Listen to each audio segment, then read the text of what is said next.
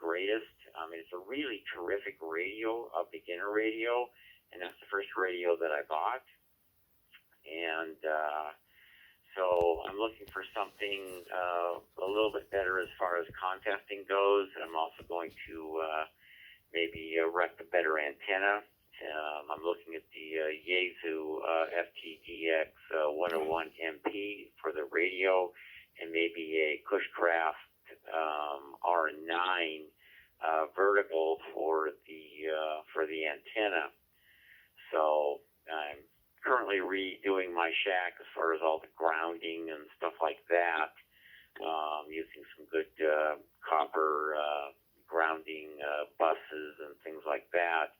And at that point, I will, once I get that all set up, I'll move, maybe try to buy the Yaesu radio and hook up the antenna. This is KJ7FGG. Back to you.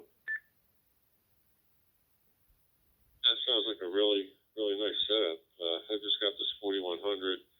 I'm going to be getting a 5100. I'm going to put this in my vehicle, use the 5100 as a base. The screen on this one's very small. It's hard to read as a base station for me anyway, so I'm hoping the other one will be much easier to read.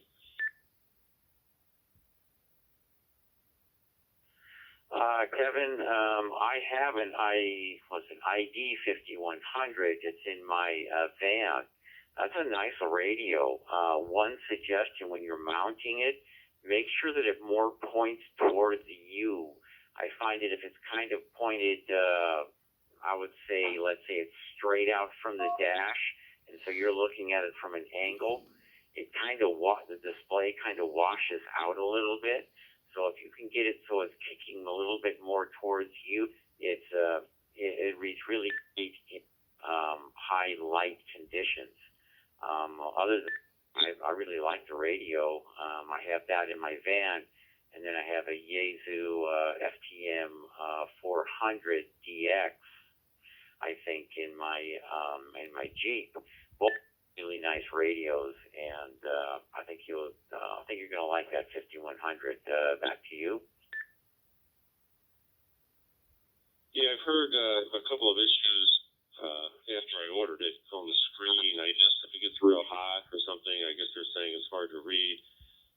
But I did look at that Yaesu. However, I like using the Dstar, so I figured I'd stick with the ICOM.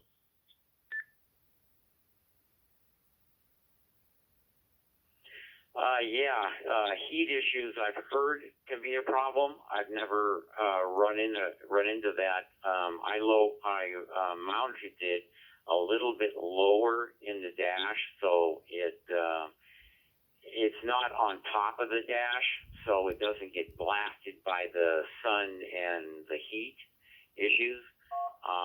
So it's worked flawlessly for me. The biggest thing is I had to cock it a little bit closer, angle-wise, so that when I'm driving, I can look at it directly on, and then the screen is perfectly readable. Back to you. That's good. I'm glad to hear that, because I was a little concerned about it after I ordered it. I think what I'm probably going to do is put the 4100 in my vehicle and keep the 5100 inside.